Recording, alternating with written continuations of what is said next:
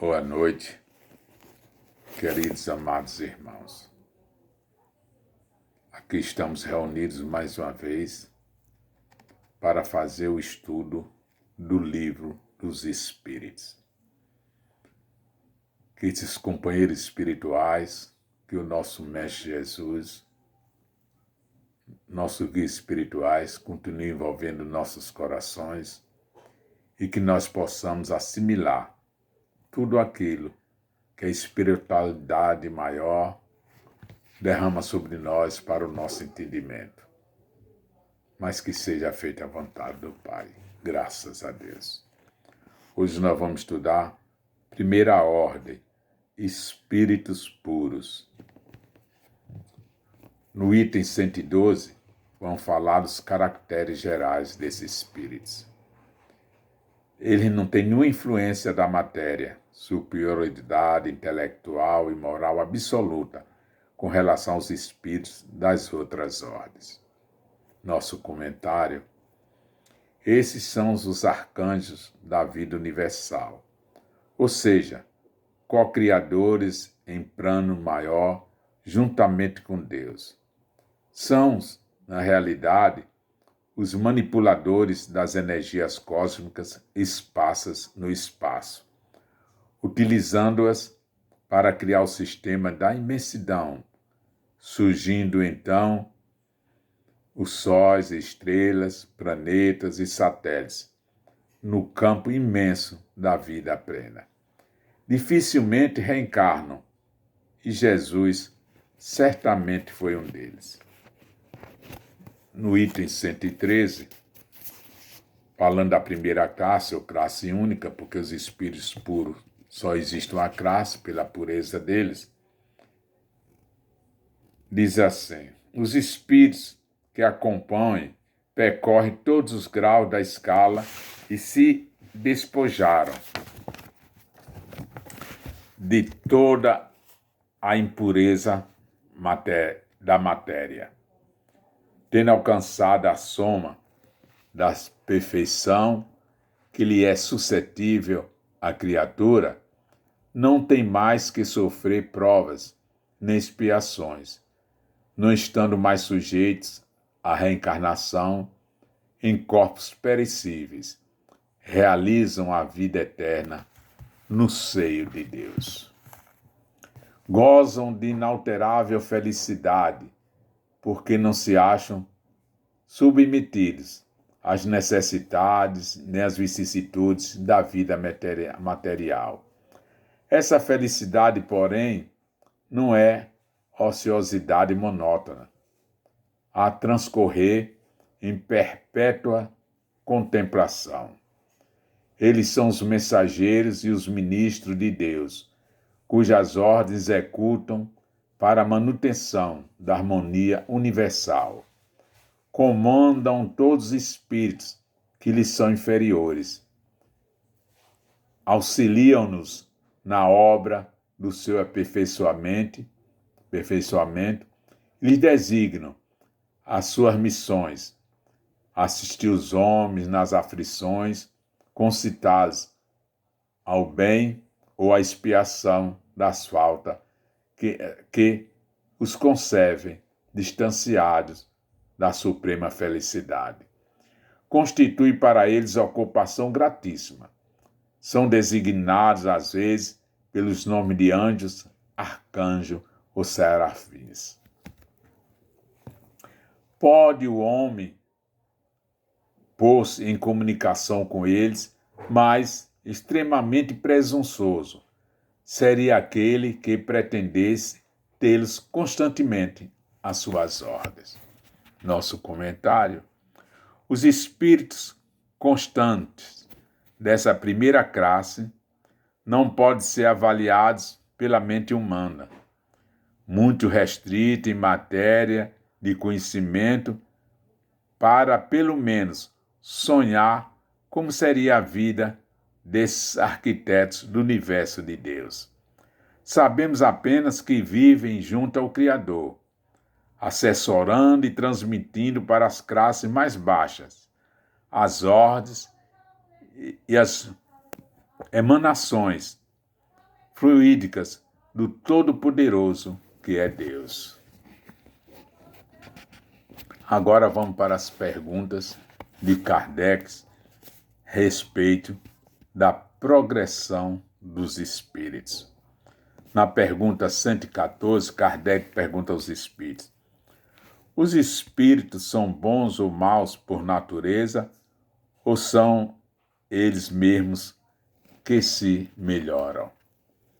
Resposta dos espíritos: são os próprios espíritos que se melhoram e, melhorando-se, passam de uma ordem inferior para outra ordem mais elevada. Nosso comentário: o espírito é imortal, é o único responsável pelo seu destino, ou seja, um caçador de si mesmo. É através das reencarnações sucessivas que ele se aperfeiçoa e se ilumina, contando o seu próprio esforço e com a ajuda de irmãos espirituais afeiçoados a ele. Na pergunta 115, Kardec pergunta aos espíritos: dos espíritos, uns terão sido criados bons e outros maus? E os espíritos respondem a Kardec: Deus criou todos os espíritos simples e ignorantes, isto é, sem saber. A cada um deu determinada missão, com o fim de esclarecê-los e de os fazer chegar progressivamente à perfeição, pelo conhecimento da verdade, para aproximá-lo de si. Nessa perfeição que ele se encontra, a pura e eterna felicidade. Passando pelas provas que Deus lhe impõe, é que os espíritos adquirem conhecimento. Uns aceitam submissos a essas provas e chegam mais depressa pela falta que desse modo incorre. Outros suportam murmurando pela falta que desse modo incorre. Permanece afastado da perfeição e da prometida felicidade. Nosso comentário: os espíritos foram criados simples e ignorantes, e só com o tempo se torna complexo exatamente essa complexidade, que muitas das vezes traz viciações que precisam ser combatidas para que não haja atraso na evolução.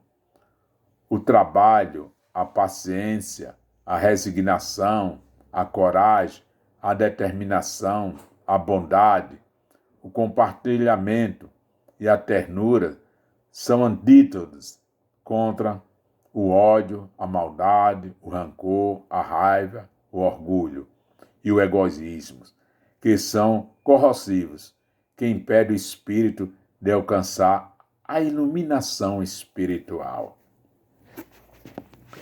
Na pergunta 116, Kardec pergunta aos espíritos: haverá espíritos que se conservem eternamente na ordem inferiores? E eles respondem a Kardec: não. Todos se tornarão perfeitos, mudam de ordem, mas demoradamente, porquanto, como já de outra vez dissemos, um pai justo e misericordioso não podia banir seus filhos para sempre. Pretenderias que Deus tão grande, tão bom, tão justo, fosse pior do que vós mesmos? Comentário: a evolução infinita atinge a todos, e ninguém deixa de progredir. O que geralmente ocorre são atrasos na caminhada em razão dos empecilhos proporcionados pelos nossos vícios, desejos e paixões, que também aos poucos vão sendo deixados para trás num processo de iluminação espiritual que pode durar milênios. Na pergunta 117, Kardec pergunta aos espíritos. Depende dos espíritos o progredir mais ou menos rapidamente para a perfeição? E eles respondem a Kardec. Certamente, eles alcançam mais ou menos rápido, conforme o desejo que tenham de alcançá-la e a submissão que testemunham a vontade de Deus. Uma criança dócil não se instrui mais depressa do que outra recalcitrante? Nosso comentário. O progresso mais rápido será sempre daqueles que se esforçam mais, que se dedicam mais nas causas do bem e se propõem a viver em paz, em comunhão com todos os seus semelhantes, afastando-se gradativamente dos vícios, dos desejos e das paixões. Na pergunta 118, Kardec pergunta aos espíritos: podem os espíritos degenerar? Eles respondem a Kardec: não. À medida que avançam, compreende o que a distanciava da perfeição. Concluindo uma prova, o espírito fica com mais ciência que daí lhe veio e não a esquece. Pode permanecer estacionado, mas não retrograda. Nosso comentário. Podem-se comprometer por tempo quase limitado, mas chega sempre o dia da redenção, em que ele volta ao caminho real da vida, partindo daí para a conquista definitiva da sua liberdade espiritual. O verdadeiro saber é aquele que tem o sabor, ou seja, aquele que passou pelas experiências da vida, mesmo que sejam amargas. Aqui paramos o estudo, queridos irmãos, e vamos nos preparar para a próxima quinta-feira dar continuidade dentro deste tema, na pergunta 119. Que Deus, nosso Pai, nosso Mestre Jesus e os Espíritos amigos continuem envolvendo nossos corações e que nós possamos ter uma noite de paz, de amor, sublime esperança para um mundo melhor. Que assim seja. Graças a Deus.